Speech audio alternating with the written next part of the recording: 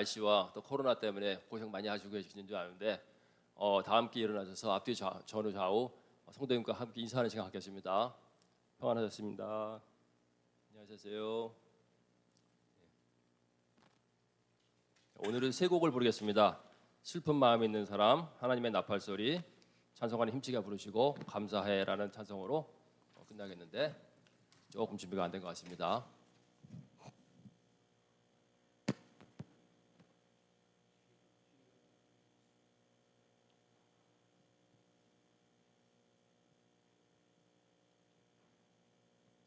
시작할까요? 예, 슬픔.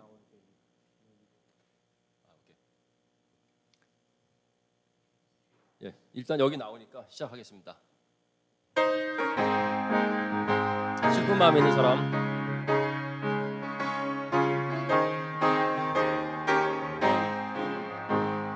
슬픈 마음 있는 사람 예수 이름 믿으며 영원토록 변함없는 기쁨의 음악들이 예수의 이름 세상의 소망이요 예수의 이름은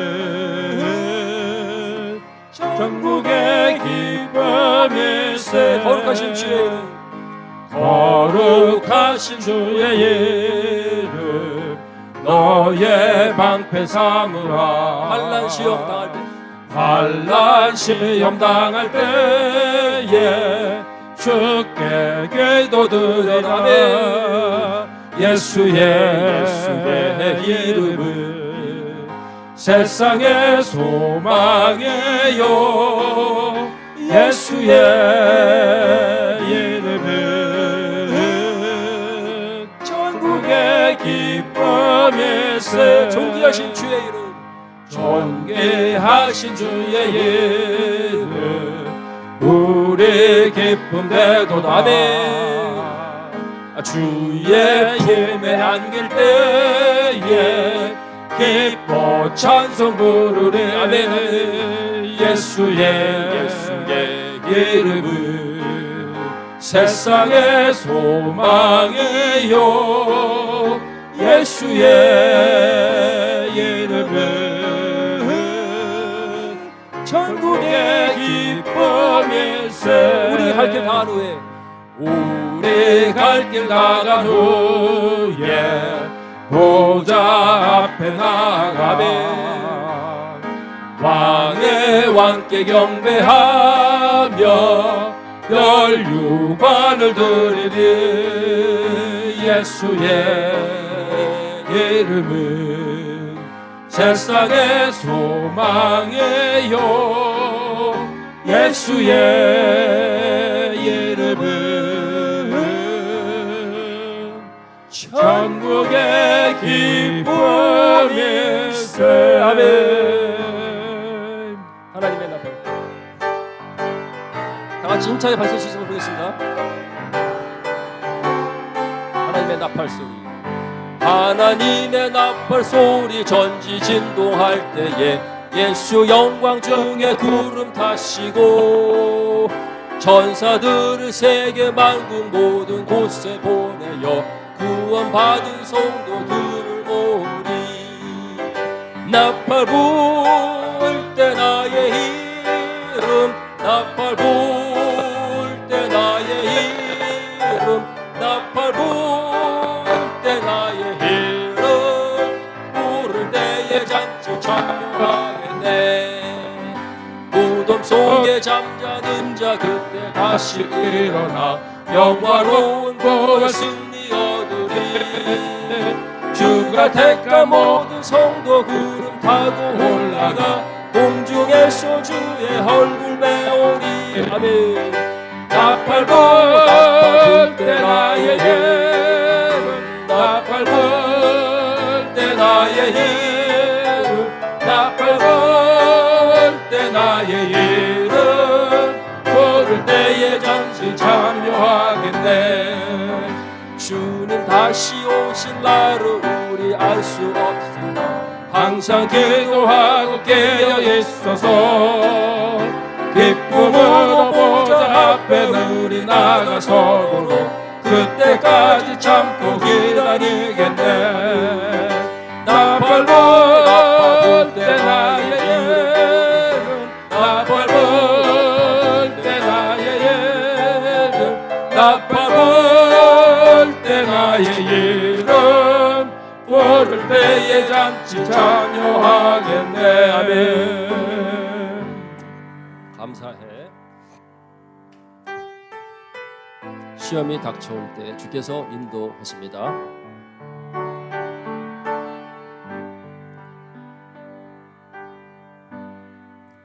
감사해.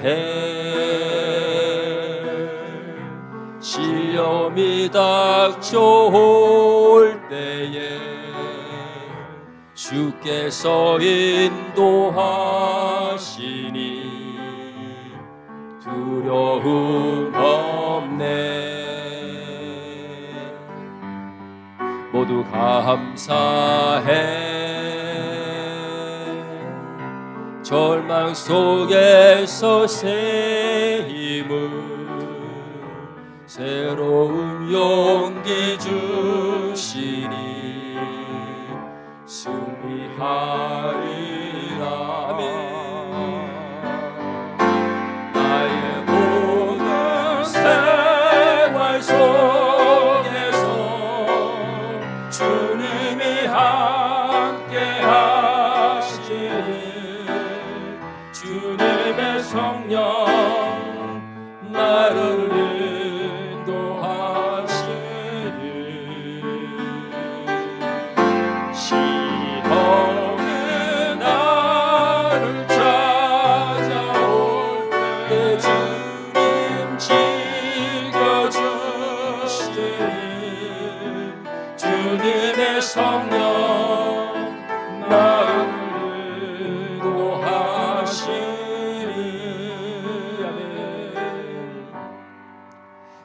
감사해.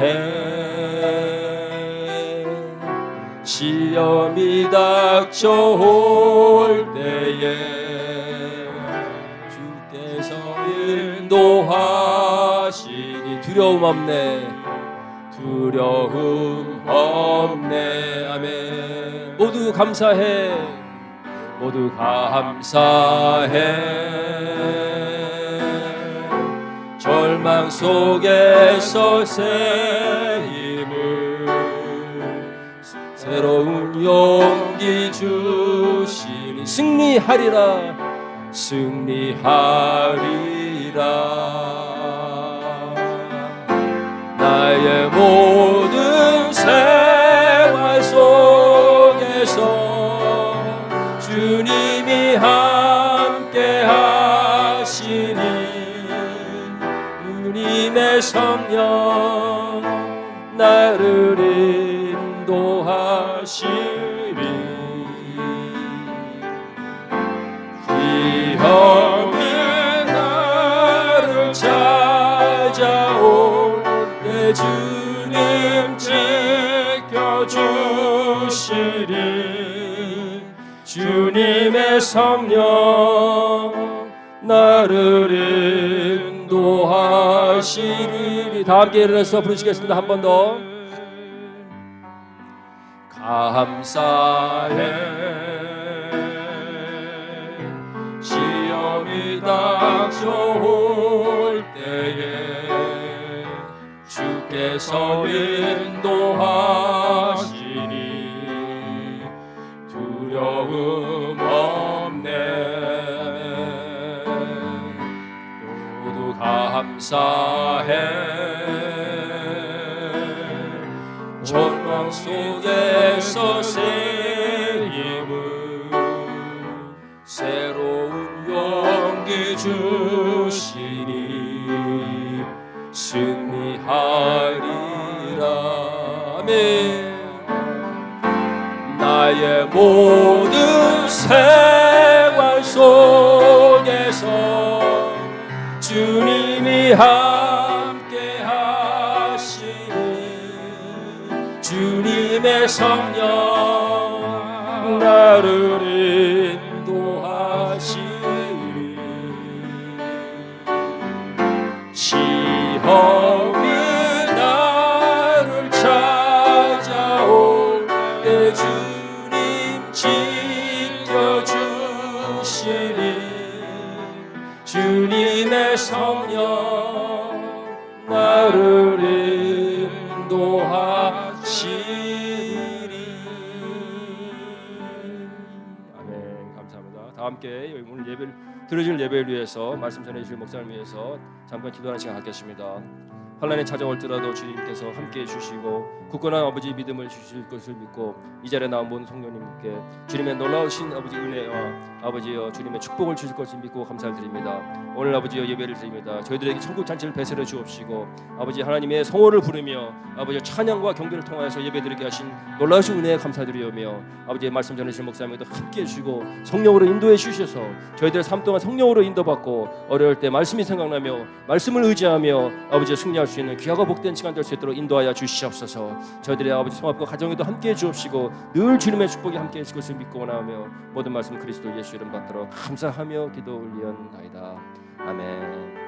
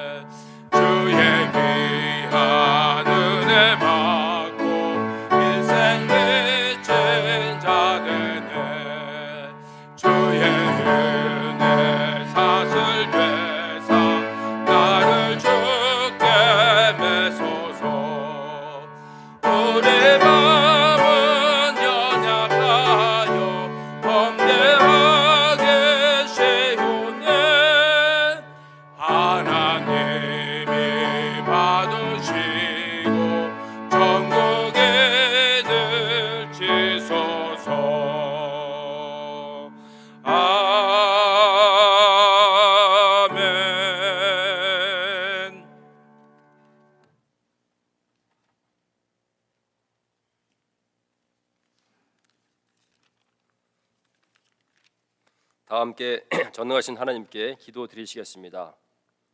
나의 힘이신 여호와여, 내가 주를 사랑하나이다. 여호와는 나의 반석이시요 나의 요새시요 나를 건지시는 이시요 나의 하나님이시요 내가 그 안에 피할 나의 바위시요 나의 방패시요 나의 구원의 뿌리시요 나의 산성이시로다. 할렐루야. 거룩하고 자비로우신 하나님 아버지, 오늘 저희 죄인들에게 복되고 성스러운 주님의 날을 허락하시고 천국의 잔치, 말씀과 찬양의 잔치를 저희 목전에 베풀어 주신 은혜에 감사드리옵나이다. 이 날은 기쁜 날이요 복되고 거룩한 날이요 회개와 용서의 날인 줄 믿사와 동서사방에서 주의 백성이요 의인된 죄인들이 주께 나와 우리의 삶의 무게를 내려놓고 주님께 조용히 주님이 주님 되심을, 또한 저희 죄인들이 죄인됨을 고백하는 시간입니다. 이 예배를 위하여 준비하시고 예비하신 말씀 사역자와 준비한 모든 사역자들에게 주님의 은혜를 내려 주옵소서. 특별히 말씀의 대언자 목사님에게 소통의 은혜를 더하시사 듣는 이들과 공감대를 크게 형성하여 모든 하나님의 말씀이 이해가 될 수 있는 귀를 허락하옵시고 하셔서 큰 은혜를 입고 돌아가는 성령의 역사를 허락하옵소서. 어지러운 세상에 오로지 살 길은 말씀으로 준행하며 사는 길뿐이 없습니다. 우리에게는 퇴로도 없고 가로질러 갈 지름길도 없고 오로지 말씀을 따라가는 정도만 있을 뿐임을 매일 상기하고 동기부여를 하셔서 하여 살길 원하오니 주님의 성령께서 도와주옵시고 저희의 산성이 되어 주옵소서.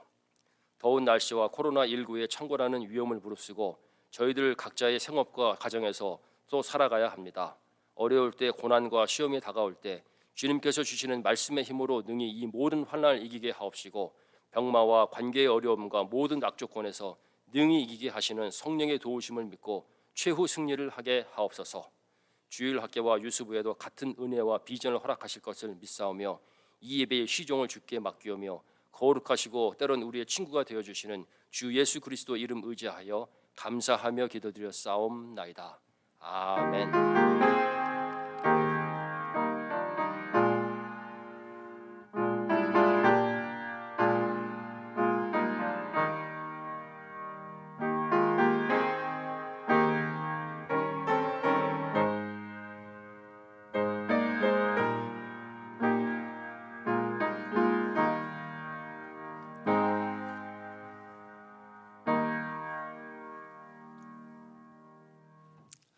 네, 반갑습니다. 우리 앞뒤에 계신 분 보시면서 주님의 이름으로 환영합니다. 사랑합니다. 한번 인사해 보실까요? 네, 반갑습니다.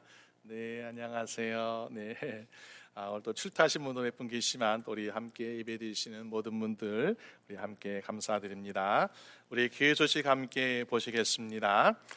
교회 보시면 우리 내일부터 우리 여름 성령학교 BBS가 시작됩니다. 힘든 시기에 우리 여름 성령학교 어떻게 할까 많이 고민들 했는데 우리 전도사님 또 선생님 또 학부모님들이 우리 할 수 있습니다. 또 안전에 잘하면 은혜롭게 될 수 있습니다 하면서 이번에 준비했습니다. 안전하게 또 좋은 시간 될 수 있도록 많이 기도해 주시고 또 협조해 주시면 감사하겠습니다.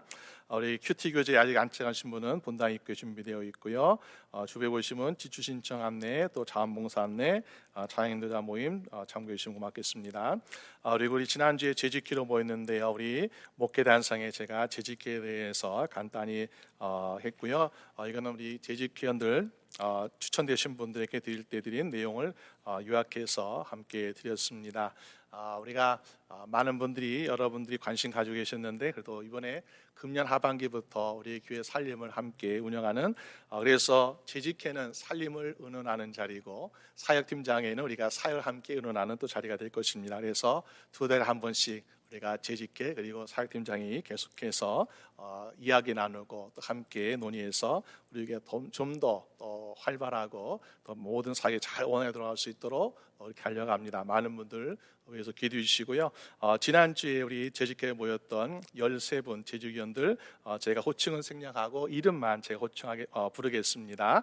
김명섭, 김익수, 안진호, 정성경, 지영찬, 진재특, 최낙준, 최용호, 또 배정성, 송다진, 염수경, 정혜자, 최정식 이렇게 13분 추천되어서 또 우리 분들이 헌신하겠다는 또 수락서를 제출하셔서 이번에 재직기로 또 모이기 시작했습니다. 정말 그분들이 책량 가지고 또 헌신된 마음으로 우리 교회를 더욱더 기도하는 마음으로 잘 섬겨주기를 또 격려하는 마음에서 한번 격려의 박수 열심히 하시라고 네 감사합니다. 네, 우리 모든 분들이 우리 교회의 주인이신데 함께 특별히 책임 가지시라고 13분을 또 이렇게 뽑았습니다. 많이 앞으로 더욱더 좋은 일들 더 많이 일어나기를 또 기도해 주시고 도와주시면 감사하겠습니다.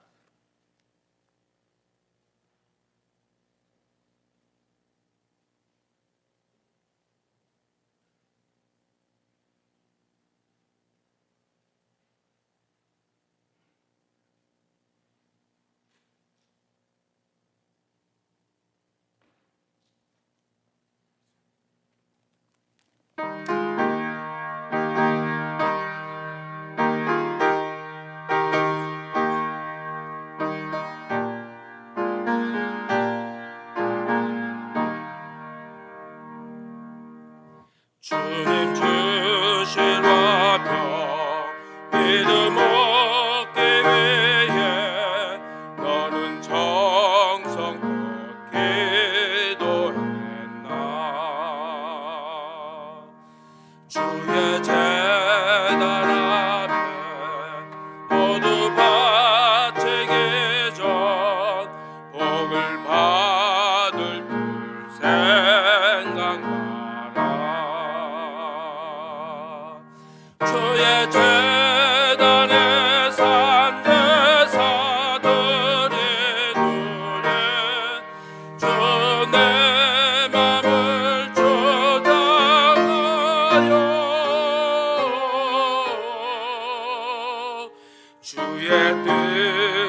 따라 그와 동행하면 영생 복락을 누리겠네. 주의 제단 앞에 모두 바친 후에 주와 온전히 사귀겠네. 주님 주신 기쁨 또한 그의 사랑 어찌 말로 다 영영하랴. 주의 제단에 산제사 드린 후에 주 내 맘을 조장하여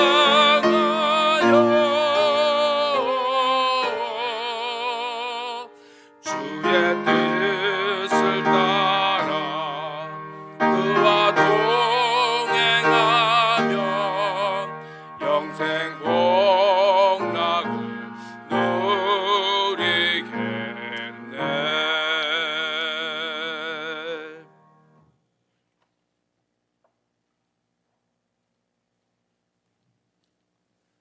우리 하나님 말씀 묵도하겠습니다. 사도행전 10장 1절에서 16절까지 말씀입니다. 우리 한 절씩 한 절씩 교독하며 읽도록 하겠습니다. 가이사라에 고넬료라는 사람이 있으니 이달리아라 데라는 군대의 백부장이라.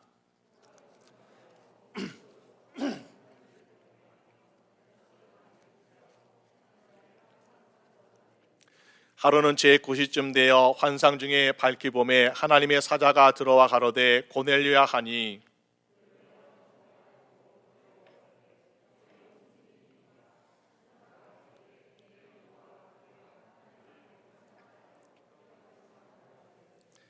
내가 지금 사람들을 요바에 보내어 베드로라는 시몬을 청하라.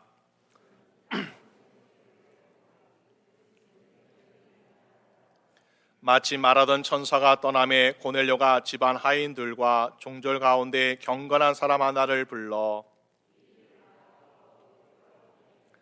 이튿날 저희가 행하여 성에 가까이 갔을 그때에 베드로가 기도하려고 지붕에 올라가니 시간은 제6시더라.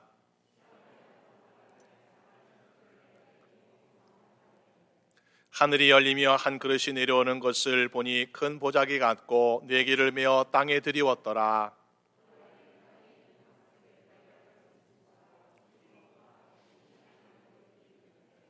또 소리가 있으되 베드로야 일어나 잡아먹으라 하거늘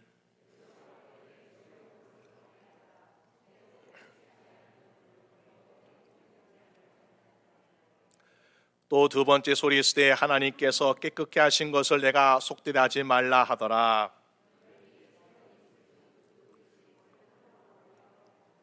아멘. 네, 감사합니다. 네, 우리 함께 그 말씀 가지고 하나님이 받으시는 사람이란 제목으로 함께 말씀을 나누고자 합니다. 예전에 한국에서 자녀를 잘 교육시키겠다고 이제 초등학교 1학년밖에 되지 않은 아이를 데리고 미국으로 이민을 온 가정이 있었습니다. 초등학교 1학년이니까는 영어도 많이 배우지 못했겠죠. 그래서 선생님 말씀을 잘 알아들 수 있을지 또 친구는 잘 사귈지 걱정도 많았습니다. 또 더군다나 키도 작고 다리도 짧아서 미국 애들만큼 잘 뛸 수 있을까 참 걱정 많았어요. 그런데 얼마 안 있어서 학교에서 돌아간 아이가 엄마 나 상 받았어요 그러는 거예요. 아니 얘가 공부도 못하고 달리기도 잘 못한 걸로 알고 있는데 무슨 상을 받았을까라고 궁금해서 그 상장을 유심히 보았습니다. 그 내용을 해석해 보니까 이런 의미가 되어 있는 거예요. 위 학생은 달리기 대회에서 누구보다 최선을 다해서 뛰었기에 다른 학생의 몸이 되었으므로 이 상장을 드립니다. 사실 달리기에서 꼴찌했거든요. 그런데 선생님 보시기엔 굉장히 열심히 최선을 다한 것처럼 보였다는 거예요. 이 상장을 본 엄마가 얼마나 감동이 되었겠어요. 그 선생님께 너무나 감사해서 눈물 흘렸다는 그런 이야기가 있습니다. 우리는 꼭 우리가 1등 해야만이 또 2등, 3등 정도 해야만이 상급을 받고 칭찬받으라고 생각하기도 합니다. 그런데 우리가 남들 앞에 꼭 1등이야만 상을 받을 수 있을까요? 우리가 가지고 있는 능력, 우리가 가진 은사를 최선을 다할 때에 우리도 충분히 상 받기에 부족함이 없는 인생을 살게 될 줄로 믿습니다. 우리가 세상에서 사람들에게 상 받고 칭찬받으면 얼마나 좋습니까? 그런데 만약에 우리가 매일같이 하나님 앞에 상 받는 인생을 살아간다면, 인정받는 인생을 살아간다면 그것만큼 우리를 신나게 하는 것은 없지 않을까요? 그래서 우리가 이사야 선지자의 말씀대로 날마다 셈을 얻게 되어 가지고 독수리의 날개치며 올라갔을 것이요 다른 박자에도 곤비치 아니하겠고 걸어가도 피곤치 않은 인생을 살게 될 줄로 믿습니다. 오늘 본 말씀 제목을 통해서 하나님 받으시는 사람, 어떻게 우리가 그런 인생을 살 수 있을까요? 두 가지 말씀 보려고 하는데, 먼저는 하나님을 경외하는 사람은 하나님 받으시기에 합당한 인생 될 줄로 믿습니다. 오늘 본문에 나오는 고넬료라는 사람이 있습니다. 이 사람은 로마 군대를 100명 이상을 통수할 수 있는 백부장이라고 소개하고 있어요. 그렇기 때문에 이 사람은 로마에서 파견된 사람이었습니다. 그렇기 때문에 누구의 명령을 받느냐? 자기의 로마 상관, 장군의 명령을 받았을 것이고 또 황제의 명령을 받는 사람이었습니다. 만약에 그 일을 하다가 어려운 일이 있어요, 부족한 것이 있어요, 힘든 것이 있어요, 그러면 누구에게 가서 이야기해야 되겠습니까? 장군에게 가서, 아니면 황제에 가서 나 좀 도와주세요, 뭐가 부족합니다, 도움을 요청해야 마땅하지 않겠습니까? 그런데 이 땅에서는 로마 장군 또 로마 황제에 속했던 사람인데 그 인생을 보니까 뭐라고 말씀하고 있습니까? 그는 하나님께 항상 기도하는 사람이라고 성경은 말씀하고 있습니다. 그는 유대인도 아니었어요. 이방인이고 로마인이었습니다. 그런데 유대인들이 하루에 3번처럼 기도하는 것을 마치 유대인처럼 그는 하나님께 기도하고 있는 모습을 보게 됩니다. 여러분, 이 사람이 기도하는 거, 아니면 우리도 하루 3번 기도할 수 있죠. 하루에 3번 밥 먹으니까 얼마든지 기도할 수 있어요. 그런데 이것이 과연 그 사람에게 쉬운 선택이었겠습니까? 자기들 휘하에는 100명의 로마 군인들이 있습니다. 그리고 아마도 그 가운데는 자기 자리를 노리는 사람도 얼마나 많이 있었겠습니까? 그런데 우리 백부장이 우리의 황제를 섬기지 아니하고 우리 장군에게 이야기하지 아니하고 하나님께 기도드린다. 그것도 우리가 다스리고 있는 이 식민지에 이스라엘 신을 섬기며 그에게 기도하겠다라고 알려질 때에 정말 이것이 인생의 어려움뿐만 아니라 생명의 위협이 다가올 수 있는 위험한 선택 아니었겠습니까? 그런데 고넬료는 거기에 아랑곳하지 않고 되었습니까? 정해진 시간에 항상 하나님께 기도하고 있더라라는 것입니다. 우리가 인생을 살면서 사람들의 시선을 의식하지 아니하고 내가 하나님께 약속했던 그 약속대로 하나님을 잘 섬길 수 있느냐, 이것이 우리 인생의 믿음의 모습을 보고 있는 것 같습니다.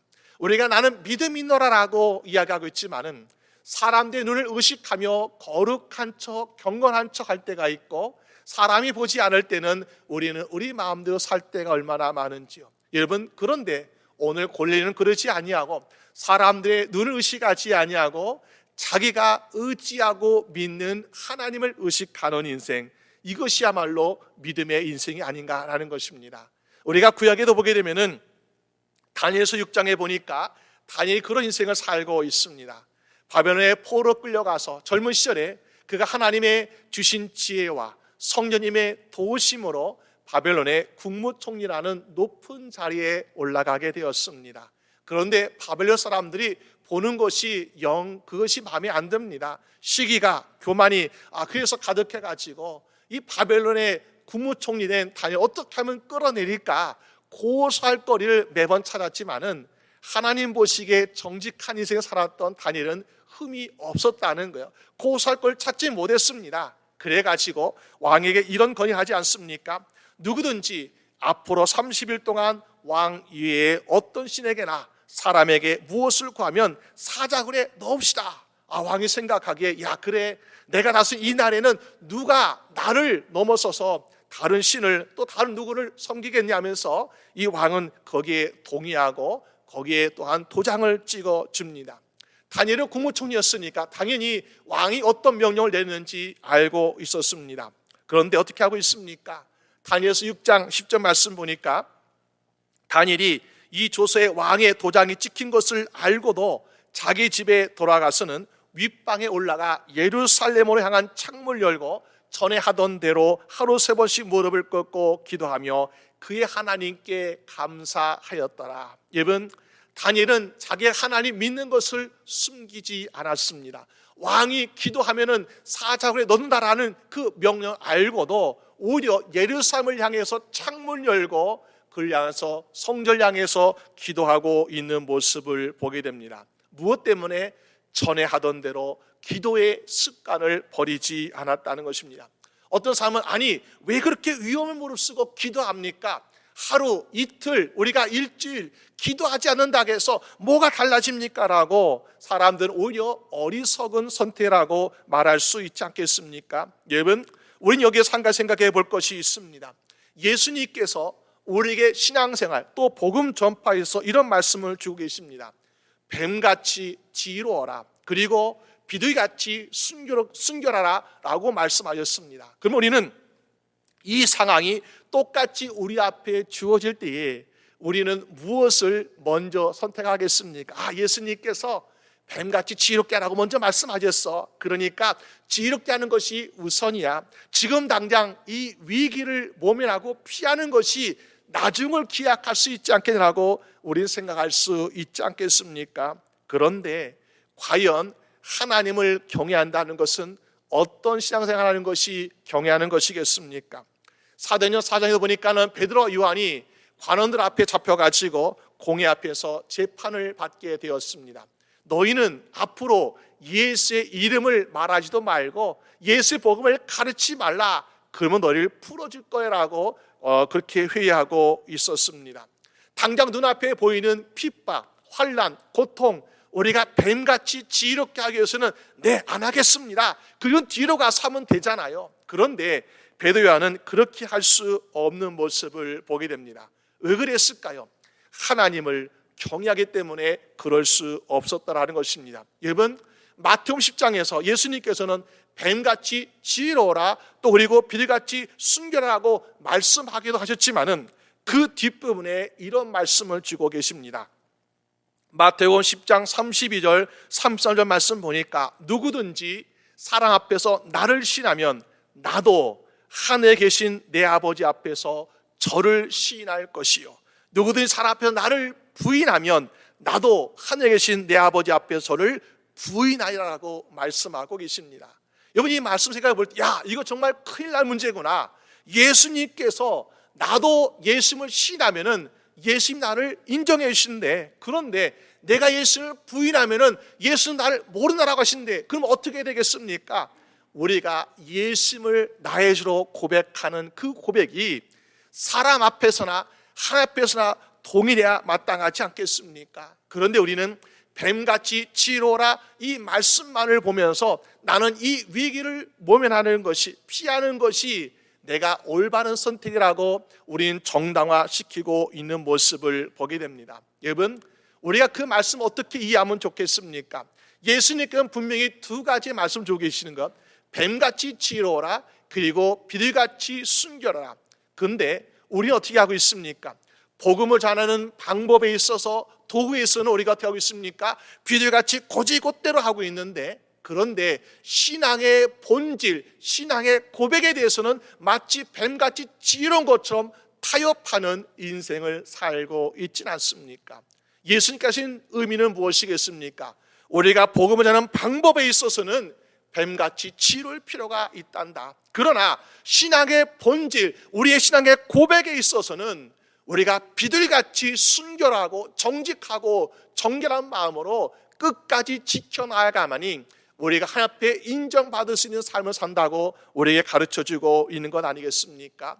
그래서 베드로 요한은 위험이나 핍박이 있는 것을 알지만은 사도행전 4장 19절에 고백하기를, 베드로와 요한이 대답하여 가로되 하나님 앞에서 너희 말 듣는 것이 하나님 말씀 듣는 것보다 옳은가 판단하라. 그러면서 믿음의 자리에서, 기도의 자리에서, 복음을 전하는 자리에서 그들은 떠나지 않았던 것을 보여주고 있습니다.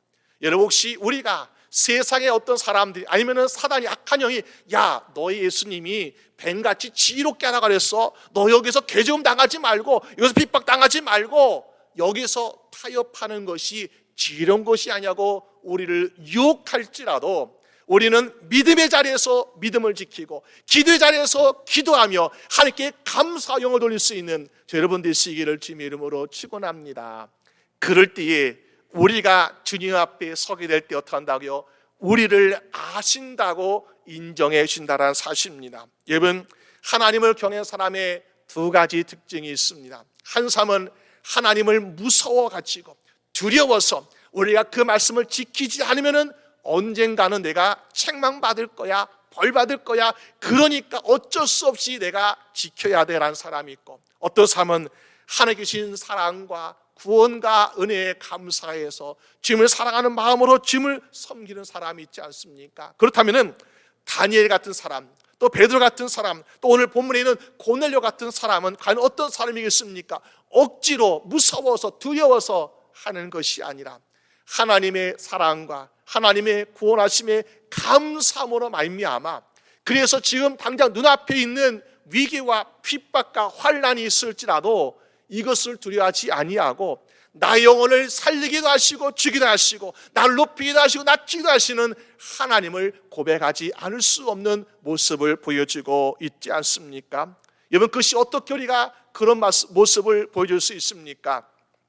2절 말씀 보니까 로마 백부장이었던 고넬료는 하나님께 항상 기도하더니라고 말씀하고 있습니다. 항상 기도하는 습관을 가지고 있었다는 것, 이게 참 중요하지 않습니까? 우리는 하나님께 기도하는데 내가 잘 될 때에는 하나님께 기도하지 아니하고요, 내가 어렵고 병들고 물질염이 있고 힘들 때는 하나님께 막 도와달라고 기도해요. 그러면서 무슨 일이든지 좀 풀리고 이렇게 되면요, 하나님께 기도하는 것을 막 잊어버립니다. 그러면서 기도하지 않습니다. 그런데 하나님과의 관계, 이것은 우리가 기도하면서 아버지와 아들과 또 어머니와 딸과 같은 것처럼 우리 항상 교제하는 기도가 필요하다는 것이요, 그럴 때에 우리는 신뢰가 생기고 거기에 대해서 우리는 응답받을 수 있는 축복의 삶을 살 수 있는 거 아니겠습니까? 고넬료는 항상 기도하고 있었다는 것을 우리에게 보여주고 있습니다. 여러분, 우리가 하나님께 기도하기를 때에 따라 기도하는 것이 아니라, 필요에 따라 기도하는 것이 아니라, 어릴 때만 기도하는 것이 아니라 항상 하나님 아버지 앞에 기도할 수 있는 여러분 되시기를 주님의 이름으로 축원합니다. 그럴 때에 하나님은 어떻게 하십니까?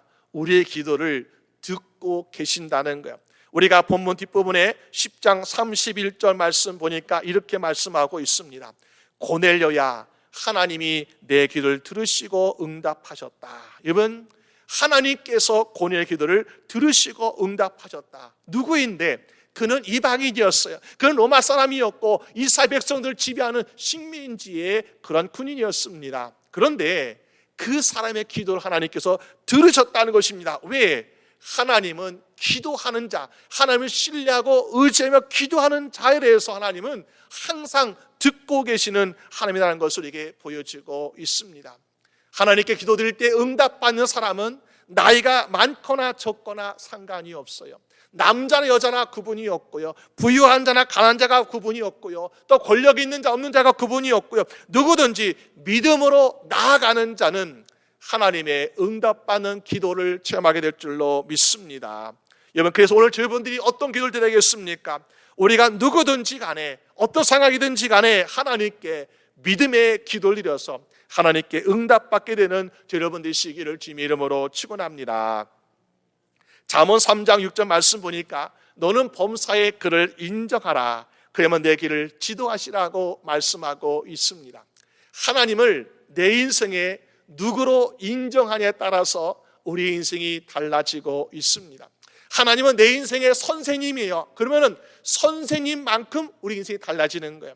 또 하나님께서 우리 인생에 어떻습니까? 물질만을 공급하심으로 생각하면은 나는 물질 공급받는 자로만 하나님께 우리를 책임져 주십니다. 그런데 하나님을 내 인생에 물질, 생명, 모든 건강, 신앙, 모든 것, 내 모든 것에 주라고 인정하고 내가 나아갈 때에 하나님께서는 여러분들의 모든 인생을 책임져 주시고 인도하시고 주장하시는 하나님을 경험하게 될 줄로 믿습니다.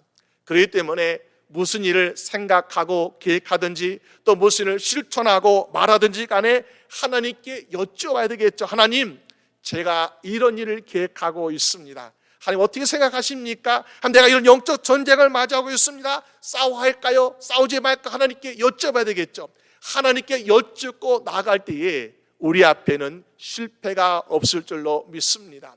하나님께 여쭙고 나갈 때에 다윗이 골리앗을 무너뜨린 것처럼 우리가 골리앗 같은 장수를 만나 할지라도 거대한 태산 같은 영적 싸움을 만나 할지라도 이기는 싸움을 하게 될 줄로 믿습니다. 왜? 하나님을 의지하고 전적으로 신뢰하기 때문에 하나님께서 책임지시는 인생이 되어서 그런 거 아니겠습니까? 여러분, 그래서 하나님께서 이 로마 백부장이었던 고넬료가 항상 하나님께 기도되기를 쉬지 않는 모습을 나기 때문에 하나님은 그의 곁에 계십니까? 오늘 3절 말씀 보니까 하나님의 사자가 들어와 어떻게 말씀하고 있습니까? 그의 이름을 부르시면서 고넬료야 하시면서 부르시는 모습을 보여주고 있습니다. 여러분, 우리의 인생이 우리가 세상에 70억인지 80억인지 모르겠어요. 그런데 우리의 모든 것을 머리털까지 다 세신 바 되신다고 하나님은 성경에 말씀하고 있습니다. 그런데 오늘 저희분들이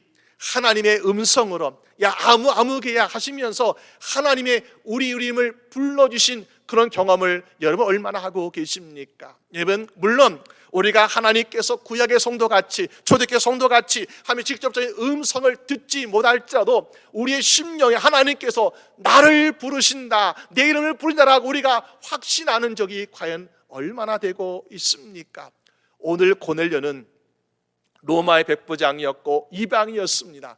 그런데 하나님께서 직접 그의 이름을 부르시면서 고넬료야 하시며 부르시 계신다는 것입니다. 무슨 말입니까? 모든 세계 사람들 다 알고 있지만은 하나님께서 우리 이름을 불러주시는 것은 아무나 불러주시는 것이 아니라는 거예요. 하나님이 인정하시는 사람, 하나님께서 기억하신 사람이기 때문에 하나님께서 그 이름을 불러주시는 은혜를 경험하고 있지 않습니까? 오늘 여러분들 항상 하나님께 기도함으로 말미암아 하나님께서 우리의 이름을 불러주시는 그 축복을 경험하게 되는 여러분들 되시기를 주님의 이름으로 축원합니다. 두 번째로 우리가 어떻게 하나님께서 받으신 인생이 되겠습니까? 말씀에 따라 의를 행하게 되면은 우리가 하나님께 인정받는 인생이 될 줄로 믿습니다. 여러분, 오늘 본문의 10장 35절 보니까요, 각 나라 중 하나님을 경외하며 의를 행하는 사람은 하나님이 받으시는 줄 깨달았도다 라고 말씀하고 있습니다. 하나님을 경외하는데 의를 행하는 사람이라고 말씀하고 있습니다. 이 의라는 것은 하나님이 받으실 만한 조건을 의미하고 있습니다. 그런데 우리는 그 조건이 무엇인가 곰곰이 생각해 보지 않습니까? 그런데요, 그 조건을 구분짓는 것은 하나님이시는 거예요. 그런데 오늘 우리 신앙생활을 보게 되면 우리가 막 그 조건을 만들고 그 조건을 지을 때가 있습니다.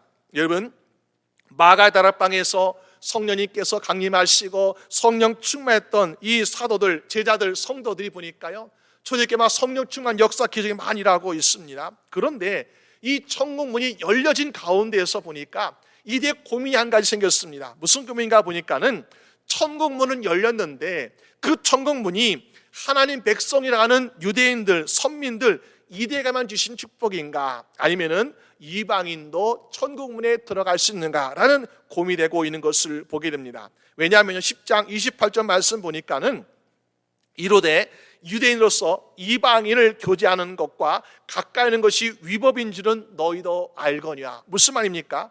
사도인 베드로도 또 처음에 이 모든 초대교회 성도를 보니까 율법적인 생각으로 무엇을 가지고 있습니까? 이방인을 교제하는 것이 불법이다라고 생각하고 있었다는 것입니다. 여러분, 그러면요, 예수님께서 야 너희는 저기 땅끝까지 가서 복음을 전하라, 그러면 땅끝까지 가려면 수많은 이방인들을 만나야 돼요. 근데 수많은 이방인들을 만나야 되는데 보니까 어떻게 한다고요? 불법을 해갈 수밖에 없어요. 이방인을 교제하는 것이, 가까이 있는 것이 불법이라면은 우리가 말씀을 전하는데 보니까 이야기도 해야 되고 떡을 떼기도 하면서 예배 드리고 같이 교제되는데 교제 없이 어떻게 복음이 전달될 수 있겠습니까? 그러니까 이들은 나는 불법을 행할 수 없어 라고 생각하면서 복음 전하는 것을 주저하고 있는 모습을 보게 됩니다.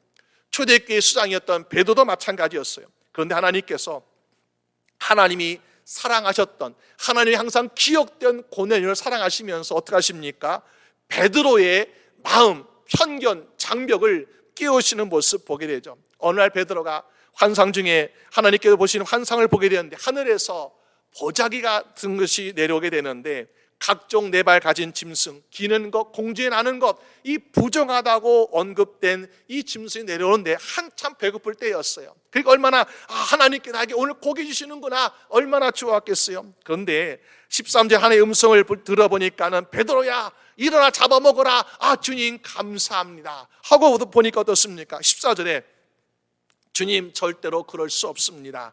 내가 속되고 부정한 것은 지금까지 한 번도 먹은 일이 없습니다. 근데 왜 저에게 이런 것을 먹으라 하십니까? 못 먹겠다는 거죠. 15절 말씀 보니까 하나님께서 깨끗하게 하신 것을 너는 왜 속되다고 하느냐? 하나님 말씀하시고 이렇게 베드로 자체도 그의 심령에 편견과 장벽을 가지고 있더라. 로마 백부장 고넬료가 보낸 사람들이 와서 베드로여 우리가 초청받아 왔습니다, 당신을 데려왔습니다 하면서 왔을 때에 베드로가 본 환상의 의미를 그제서야 깨닫지 않습니까? 이건 하나님께서 부정한 음식을 내가 먹어라 먹지 말라 이것이 아니라 내가 가지고 있었던 유대인과 이방에 대한 차별, 편견, 장벽 이것을 나에게 깨뜨리시는구나. 그래서 하나님께서 말씀하기를 하나님은 외모로 사람을 취하지 않는 그 말씀처럼 나에게도 외모로 사람을 편견하지 말라고 하나님께서 말씀하신구나 깨닫고 부르심에 응답하게 되지 않았습니까? 여러분, 우리 인생 가운데 우리는 하나님의 말씀을 지키고 행한다 하면서 혹시 우리 안에 생각에 우리 가지고 있는 편견이 있고 장벽이 있고 그런 것이 있습니까? 그거 가지고는요 주님의 사명을 온전히 이룰 수 없다는 거죠. 사도행전 1장 8절 말씀 보니까 뭐예요? 오직 성령이 너에게 임하시면 너희가 권능을 받고 예루살렘과 온 유대와 사마리아와 땅 끝까지로 내 증인이 되리라 그러셨는데, 우리가 유대인과 이방 같은 편견을 가지고 있으면은 우리가 아무리 권능 받았지만은 예루살렘에서만 쫓사오니 우리 초대교회만 쫓사오면서 여기서 기적이 나고 여기서 은혜가 넘치고 여기서 우리 함께 좋아하면서 더 이상 복음이 나가지 않는다면 과연 우리에게 주신 성령 충만한 은혜가, 우리 주시는 권능이 과연 그것이 유지될 수 있겠습니까? 주님께서 성령 충만한 은혜 주신 것, 주님께서 그들에게 권능 주신 이유는 너희는 저 땅끝까지 가서 증인되라 라고 주신 것인데, 우리가 그 사명을 감당하지 않는다면 그것을 끝까지 지킬 수 있냐라는 것입니다. 여러분, 오늘 우리가 가진 은사가 있습니다, 능력이 있습니다, 지식과 지혜와 물질이 있습니다. 이거를 주님께서 왜 주셨는가라는 것을 생각해보고 주님의 뜻 가운데서 실천할 수 있는 여러분 되시기를 주님의 이름으로 축원합니다. 여러분, 오늘 본문을 통해서 주시는 말씀은 누구든지 하나님을 경외하는 사람은 하나님께 가까이 나아갈 수 있다는 것, 그리고 누구든지 복음을 사모하는 사람이 있다면 우리는 그 사모하는 심령에 다가가서 복음을 전해나라는 것을 우리에게 가르쳐 주고 있지 않습니까? 오늘 고넬료는 이방인이었습니다. 유대인이 아닙니다. 그렇지만은 그렇기 때문에 우리가 혹시나 당신은 의인 될 수 없습니다라고 한다면은 과연 그것이 옳은 판단이겠습니까? 성경에는 우리가 의인은 하나도 없다고 말씀하고 있습니다. 우리 모두가 다 죄인이었어. 근데 왜 우리를 예수 그리스도의 핏값으로 의인 만들어 주셨는지요? 우리가 먼저 부름받은 것은 아직 우리 옆에 있는 또 세상에 있는 믿지 않는 자들을 주님께로 인도하고 전도하라고 우리에게 먼저 의인된 삶의 축복을 주신 거 아니겠습니까? 여러분, 오늘 저번 인생에 우리가 먼저 축복받은 사람, 먼저 구원받은 사람, 먼저 은혜를 누린 사람으로서 주님께서 받으시길 합당한 사람, 바로 말씀을 믿고 말씀에 의지해서 말씀을 실천한 사람을 주님께서 받으시는구나. 그것이 바로 의라는 것이요. 내가 구제를 더 많이 했다고 해서 이 고넬료가 이 이스라엘 사람들 구제 많이 해서 의롭다 한 것이 아니라, 그는 자기가 들은 말씀을, 그는 자기가 믿는 말씀을 그는 온전히 실천하고 있었기 때문에 그 믿음을 의롭게 여기시는 모습을 보게 됩니다. 오늘 우리가 내가 어떤 신앙의 경험, 지식, 은사 이거 가지고 의로운 것이 아니라 오늘 우리가 얼마나 하나님 말씀을 믿고 의지하고 지키에 따라서 오늘 저분 하나님께 거룩한 인생으로 부름받고 인정받게 되는 인생 될 줄로 믿습니다. 여러분, 고넬료처럼 어떤 상황에 있더라도 하나님을 경외하며 기도하는 여러분 되시길 바랍니다. 그럴 때 여러분의 이름이 하나님께 기억되어서, 그래서 우리의 기도가 하나님께 상달되어서 오늘 고넬료처럼 응답받게 되는 여러분 되시기를 주님의 이름으로 축원합니다. 우리 함께 기도드리겠습니다. 이 시간 기도할 때 하나님, 우리의 삶이 너무나 안일하게 살았던 것 용서하여 주시옵소서. 하나님께서 우리의 인생을 정말 거룩한 지상으로 부르시고 거룩한 제자로 부르셔서 우리를 하나님께서 원하시는 인생으로 바라고 계시고 또 우리가 쓰임받길 원하시는데, 아버지 하나님, 내 마음속에는 편견, 장벽, 차별 이거 가지고 내가 주춤하고 머무러 있고 있는 것은 아닌지요. 주님, 주의 말씀을 받고 그 말씀대로 실천할 수 있는 주의 성도 되게 하여 주시옵소서. 우리 함께 다 같이 기도드리겠습니다. 아버지 하나님, 주여 도와주시옵소서. 주님의 사랑하는 모든 주의 성도들이 아버지 하나님께 주신 은사와 아버지 주신 축복과 지혜와 명철과 슬기와 아버지 모든 것을 가지고 우리 주님이 주신 그 명령을 지킬 수 있도록 도와주시길 원합니다. 아버지, 정말 내가 가지는 편견이 있습니까? 차별이 있습니까? 아버지, 저 사람은 구원받을 만한 사람이야, 구원받지 못한 사람이야, 우리가 판단하고 있습니까? 주여 아버지, 판단한 죄를 짓지 않게 하여 주시옵시고 주님의 뜻대로 살아가게 하시며 주의 말씀도 지켜가는 인생 되도록 주장하여 주시옵소서. 아버지 하나님 도와주시옵소서. 아버지 하나님 감사합니다. 아버지 하나님 주여 감사합니다.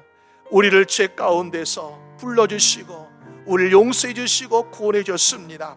우리가 받은 이 축복, 이 구원함을 감사함으로 우리도 섬기게 하여 주시옵소서. 하나님을 경외하는 마음으로, 두렵고 떨리는 마음으로, 감사하는 마음으로 주님을 섬기는 주의 성도 되게 하여 주시옵시고 주의 말씀을 붙들고 의지하며 실천할 수 있는 믿음의 사람 되게 하여 주시옵소서. 그래서 우리 모든 주의 성도가 하나님께서 받으시기에 합당한 인생 되도록 주님 축복하여 주시옵소서. 감사드리옵고 우리 주 예수 그리스도의 이름으로 기도드립니다. 아멘. 우리 함께 하여서 여기에 모인 우리 함께 1절 2절 찬송 부르겠습니다.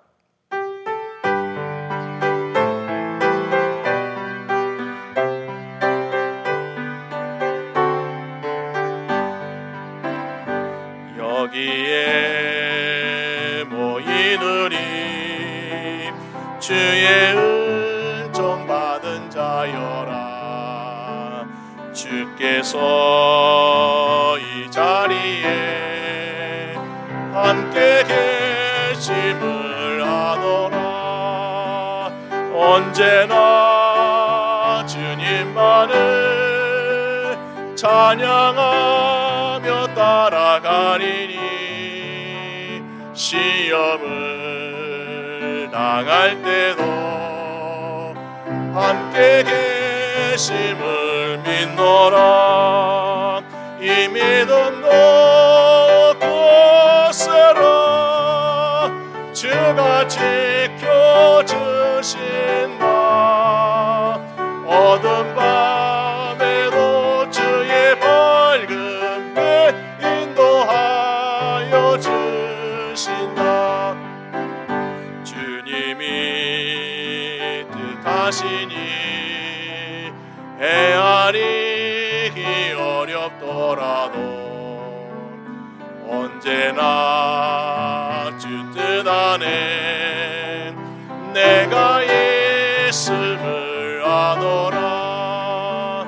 사랑과 말씀들이 나를 더욱 새롭게 하니 때로는 넘어져도 죄의 승리를 믿노라.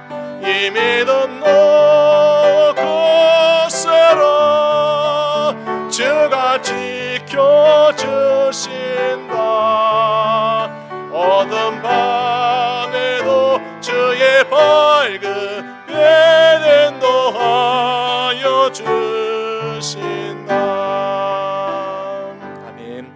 한 가지 빠뜨렸는데 우리 김명석 권사님 동생 되시는 김정희 권사님 방문해 주신 우리 박수 환영하겠습니다. 네, 저기 계시는데 네, 감사합니다. 네, 우리 함께 기도드리겠습니다. 하나님 아버지 감사합니다. 하나님의 축복받은 인생, 하나님의 부르심 받은 인생입니다. 주님께서 우리의 모든 인생을 책임져 주시고 보호하시고 주장하여 주시옵소서. 이제 우리 주 예수 그리스도의 은혜와 아버지 하나님의 사랑하심과 성령님의 인도하심이 오늘 주님께 예배드리는 우리 모든 사랑하는 주의 성도들과 그 가정과 일터와 우리 교회와 선교지 외에 지금부터 영원히 함께 하시기를 간절히 축원하옵나이다. 아멘.